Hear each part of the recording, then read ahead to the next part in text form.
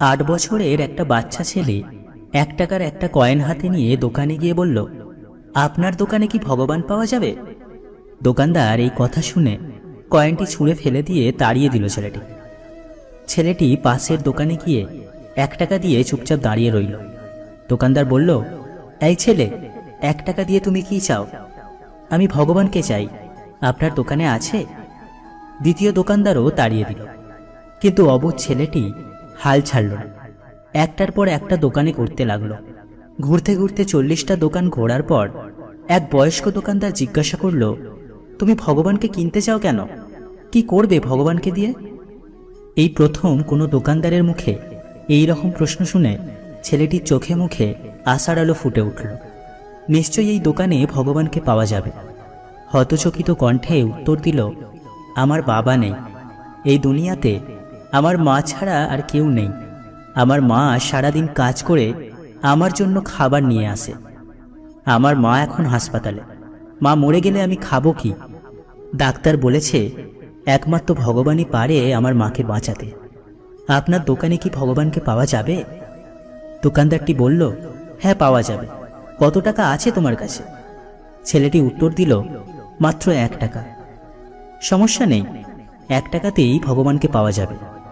দোকানদার বাচ্চাটির কাছ থেকে 1 টাকা নিয়ে খুঁজে দেখল 1 টাকায় 1 গ্লাস জল ছাড়া বিক্রি করার মতো তার দোকানে আর কিছুই নেই। তাই ছেলেটিকে ফিল্টার থেকে 1 গ্লাস জল ধরিয়ে দিয়ে বলল, এই জল খাওয়ালেই তোমার মা সুস্থ হয়ে যাবে। পরের দিন একদল মেডিকেল স্পেশালিস্ট ঢুকলো সেই হাসপাতালে। ছেলেটির মায়ের অপারেশন হলো। খুব দ্রুতই তিনি সুস্থ হয়ে উঠলেন। ডিসচার্জের কাগজে হাসপাতালের বিল দেখে মহিলার অজ্ঞান হওয়ার মতো অবস্থা। ডাক্তার ওনাকে আশ্বস্ত করে বললেন, টেনশনের কিছু নেই, একজন বয়স্ক ভদ্রলোক আপনার সব বিল পরিশোধ করে দিয়েছেন, সাথে একটা চিঠিও দিয়েছেন।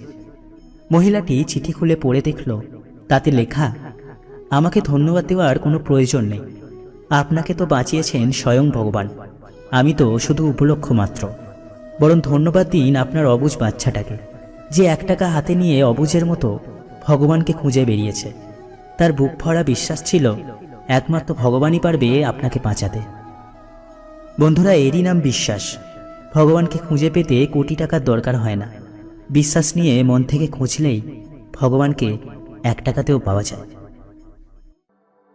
কোনো ব্যক্তির খারাপ অভ্যাসগুলো সংশোধন করার চেষ্টা করলে দেখবেন সেই ব্যক্তি আপনাকে নিজের শত্রু ভাবতে শুরু করবে। যে টাকা ধার নেয় তাকে একবার চাইতে হয়, আর যে টাকা ধার দেয় তাকে অনেকবার চাইতে হয়। আবেগপ্রবণ মানুষ খুব বোকা